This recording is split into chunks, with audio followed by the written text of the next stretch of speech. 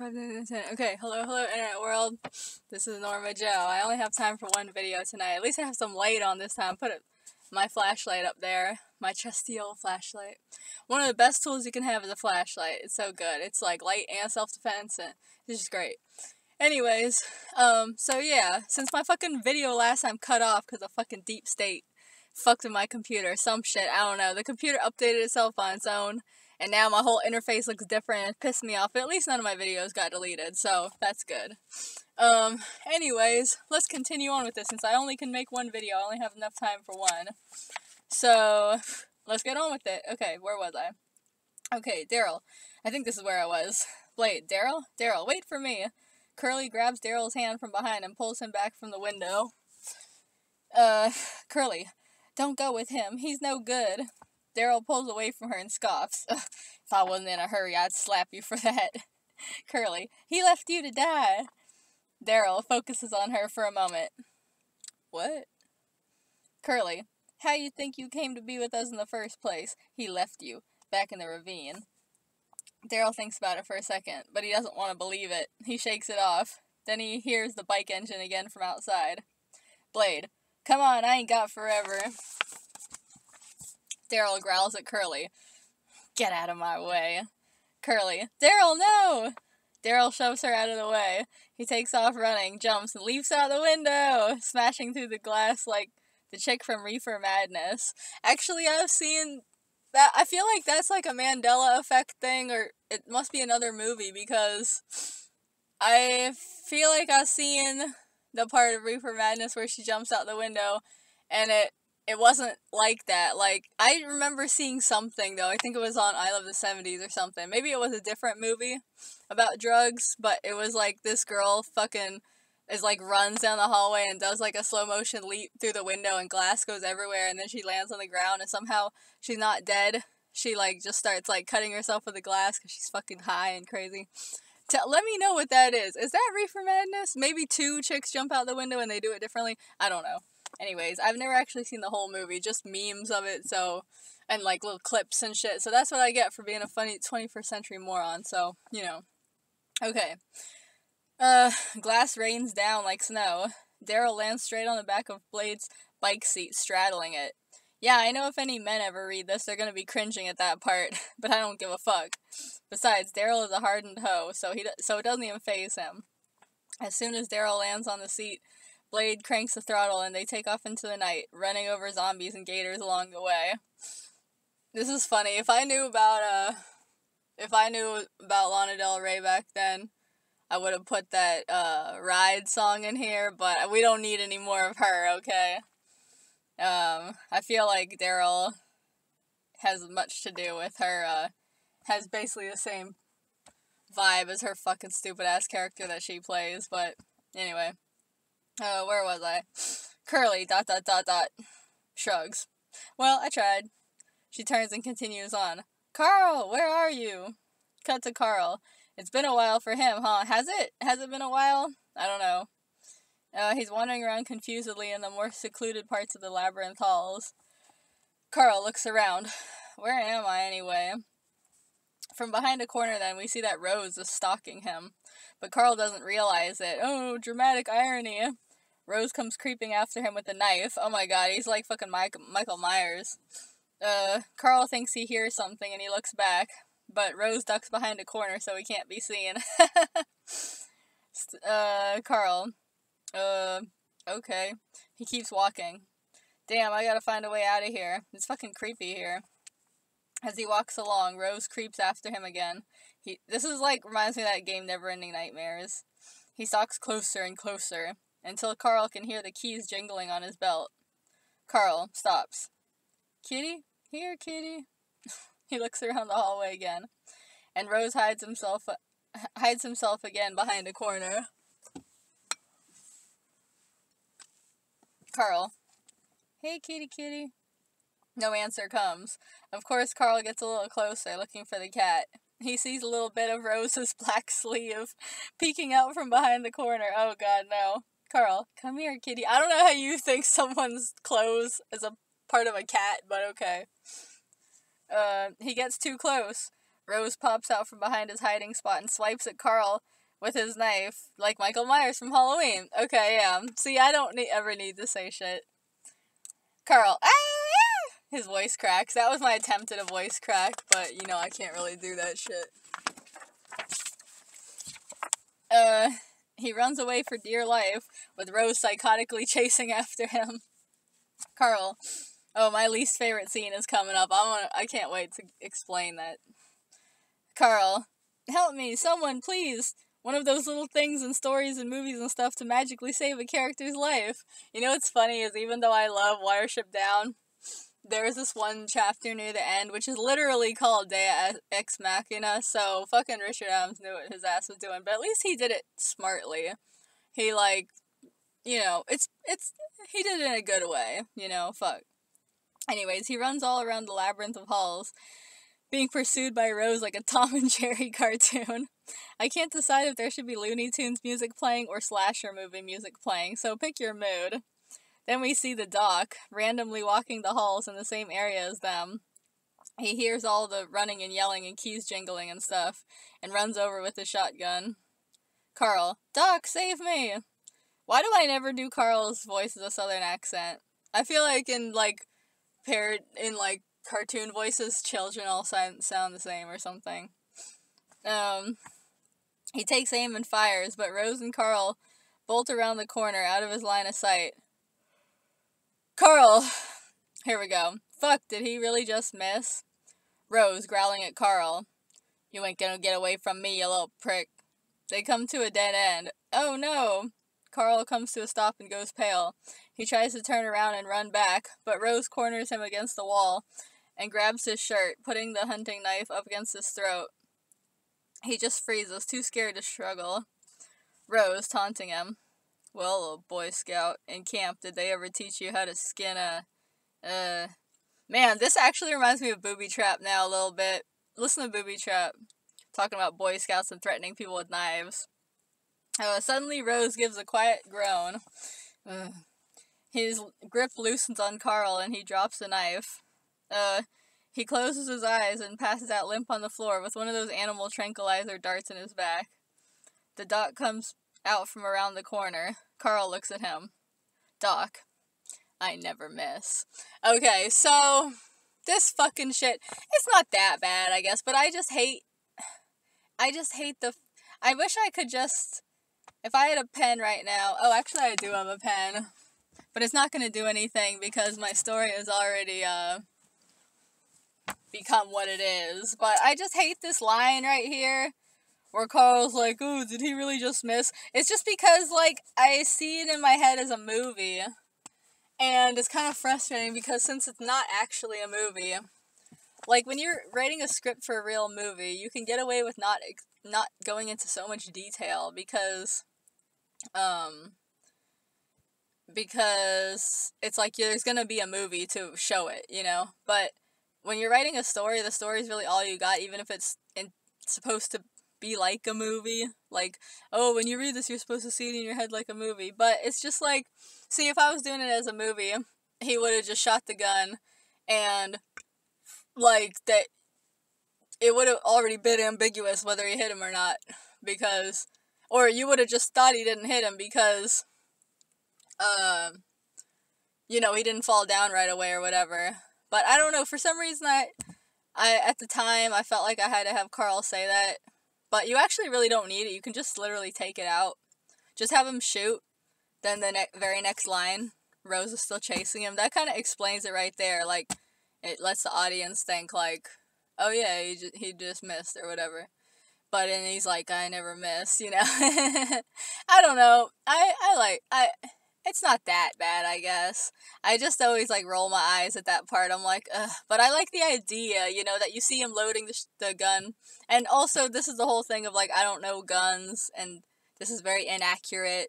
And also, if you're shooting darts, I don't know if it would have the same... I don't think it would make the same sound as a gun. Like, that would kind of tip you off right away that something wasn't right, because it would be more quiet, because there's no gunpowder, I think. But, what fuck ever, like, there's not other things to worry about in the accuracy of this shit, but I'm just saying. But, anyway. I don't know. I think it's okay, because you see the doc, like, you know, loading up his gun earlier.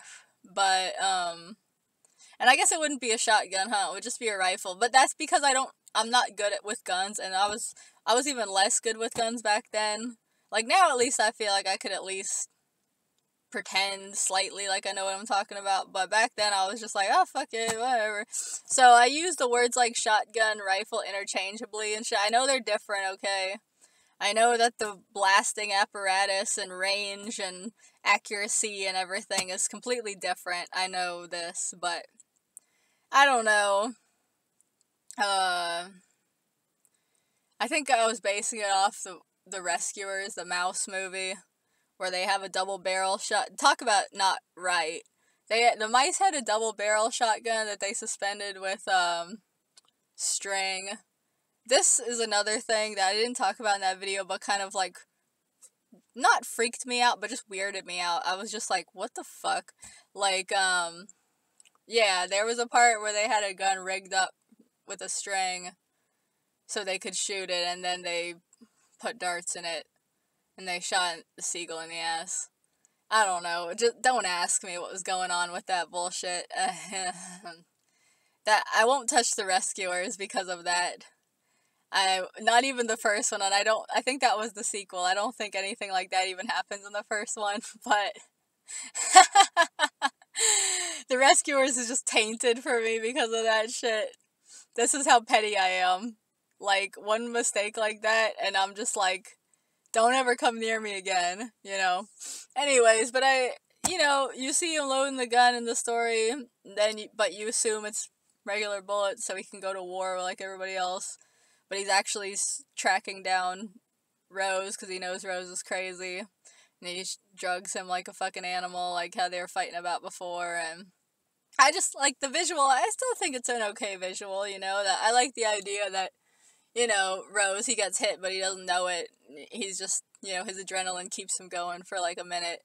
And then he just like drops down on the ground. Kind of like in that one Twilight Zone where those guys like, they go into like a time warp thing, and they see Custer and whatever, and that guy gets shot in the back with an arrow, but he's still walking. Which I think is bullshit, because I think that shit would have severed his spine. But you know, it's a Twilight Zone, so we must give it some allowances and shit. So, but he's still walking, and then he's like, "Hey guys, guess what? I got shot," and then he just falls flat on his face. So that's kind of what I was going for, I guess. I don't know. I still like the idea, you know? I like the idea of the whole thing, and how the whole, like, you know, it was foreshadowed because Penny's cat had the bell on the collar, and then she put the keys on Rose. That was supposed to be like, I thought that shit was cute. What is this right here? I feel like there's like a scary, like, figure in my car or something. What is that? You see this, like, this dark shape? What is this? Is this fucking Michael Myers right here? What is this? Is this the window? Oh, it is the window. God, it's like the shape of a human behind me. That shit's fucking me up. Anyways, let's move on. I only have like 6 more minutes. Okay. Where the fuck was I? Before I go on and on and on with this dumb shit. It wasn't that bad, I guess. It's fine. I remembered it being more embarrassing than it really was. Okay, yeah, okay. He closes his eyes, passes out limp on the floor with one of those animal tranquilizer darts in his back. The doc comes out from around the corner. Carl looks at him. "Doc, I never miss." Ugh, that joke. Anyway, I won't go into that. Carl doesn't know what to say. He just turns and runs away down the hall, and the doc doesn't try to stop him. He just lets him go. The doc goes and kneels on the floor next to Rose and pets his hair gently.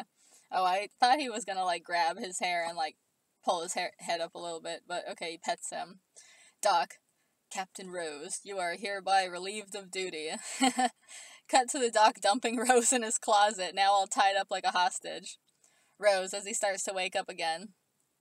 Ugh, what the hell's going on? He looks to the side then, and sees a couple bikers in the closet with him, bound and gagged. I see the doc has a type. Rose, ... You know, if I said I wasn't expecting something like this, I'd be lying. Cut to the... I want to do Rose's voice. I haven't seen the movie in so long, man. I haven't seen it for so long. I don't really remember what he talks like. Cut to the next scene. Cut to Curly running down the hallway looking for Carl. She goes into some random room and shuts the door. Then Rick comes running down the same hall from the opposite direction. He runs up the stairs to the third... Oh, wait, what was that? Okay, she goes into some random room and shuts the door. Oh, okay, so it's like a cartoon where she, like, runs and she goes in the room. Then a second later, Rick comes. So if he had just come, like, a second earlier, they would have seen each other, but they didn't. Anyways, Rick comes running down the same hall from the opposite direction. He runs up the stairs to the third floor, stepping over debris and fallen animal heads and stuff like that. Probably bodies, too. He goes up and down the hall, desperately searching for Unique's lab. He pulls back tapestries and furniture, looking everywhere for a hidden door. Rick, come on, where are you? He looks to the side then and sees a door with a label, Unique's Laboratory. Rick, oh, that was easy. He rattles the knob and bangs on the door, but of course it's locked. I mean, duh. Does he think she's just gonna let him in? Come on. Rick, banging on the door. Shane, are you in there? Are you alive? Inside the lab, Unique has on her full 1940s surgical outfit and is getting all her scalpels and stuff together. Shane is tied up, in parentheses. Or is it tied down? It's both. To an operating... Both and either. You get a choice, because English is cool like that. To an operating table, and across from him is a captive zombie, also tied and making its moans and groans like Frankenstein's monster. Unique hears all, except for when he had, Igor's brain or whatever, and then he was talking like, "Hey, you cocksucker, come and get me out of here," or whatever. Unique hears all the knocking on the door and Rick calling, and she rolls her eyes. Unique, all this noise. How is a person expected to concentrate? Shane, struggling weakly on the table. My brother husband, I told you he's here to save me. Unique. Oh god, here's some German. Vergiss this. I think that just means forget it, right? He will never get through mein Tor van vielen Schlossern. That's like the door of 1,000 locks or some shit like that. The camera pans over to show her door with like 10 locks on it. Shane. Rick, come through, I believe in you. Oh, he believes in his brother husband. Outside in the hall, Rick is busy pacing back and forth, freaking out. Rick, to himself. Think. What do I do? He looks over then and sees a water fountain. Oh, God. Sees a water fountain standing against the wall in the hallway. A little light bulb flickers on above his head. Oh, right, never mind. Rick, I remember how this goes. Rick taps the light bulb. That's like that movie. The guy got free by throwing the water fountain through the window. Well, if it's good enough for him, it's good enough for me. He shouts through the door. I'm coming for you, Shane. He grabs onto the water fountain and tries to heave-ho it up off the floor, but it's bolted down. He tries with all his strength until he's totally wiped out and sweaty, breathing hard and shit, but the fountain is going nowhere. Yeah, dude, he doesn't have that super-duper strength like the Chief. No way, man. I can't see that. Like, plus it's like, yeah, if something is literally, like, bolted to the floor, you're not moving that. Anyways, where was I? Rick puts his hands on his back and stretches. Damn, I ain't as young as I used to be. Oh, don't sweat it, Rick. You're still in good shape. Don't worry about it. Meanwhile, in the lab, Unique to Shane. Preparations are nearly complete, my liebling. I hope you are fond of science. You shall be such an advancement to my research. Just then, Fritz runs up to Unique with an electric plug in hand. Fritz. Oh god, how do I do Fritz's voice? Fritz. Frau Meisterin, where should I plug this? Meisterin? So I don't know how you say that. Where should I plug this? Unique rolls eyes, mutters to herself. Goddamn machines. Who needs them? To Fritz. Just plug it in with the rest. I'm not the one paying the electric bill. Ha ha ha ha ha. Evil laugh. Fritz goes over to a big bundle power strip hanging from the ceiling. It already has about 20 things plugged into it. Oh god, those things are so horrible. I don't leave anything plugged in. I plug it in and I take it out as soon as I'm done. When I leave the house or when I go to sleep or whatever, I fucking take it all out. The only thing I leave plugged in is my nightlight at night. Oh, anyway, that's all we have time for today.